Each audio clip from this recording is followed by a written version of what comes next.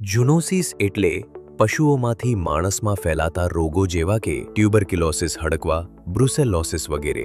હાલમાં મનુષ્યોમાં જોવા મળતા સંક્રામક રોગો પૈકી 75 જેટલા રોગો પશુઓમાંથી ફેલાયેલ છે.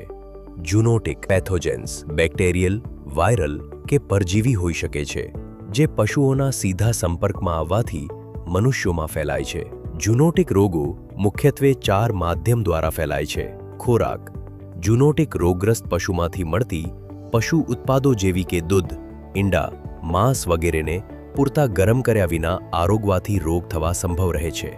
પાણી: લેપ્ટોસ્પાયરોસિસ અને સેલ્મોનેલોસિસ જેવા ચેપી રોગ દૂષિત પાણી દ્વારા ફેલાતા રોગ છે.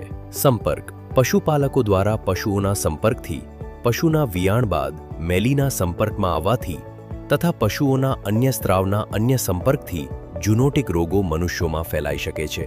પાલતુ પશુઓમાં હડકવા જેવા રોગોની રસી સમયસર મૂકવામાં ન આવે તો આ પ્રકારના ઝૂનોટિક રોગો થઈ શકે છે. મચ્છરો અને ઈતરડીઓ: વિવિધ પ્રકારના કીટકો અને મચ્છર દ્વારા પણ આવા રોગો થાય છે. પશુઓમાં બીમારીના લક્ષણ દેખાય તો તુરંત પશુ ચિકિત્સકની સલાહ લો.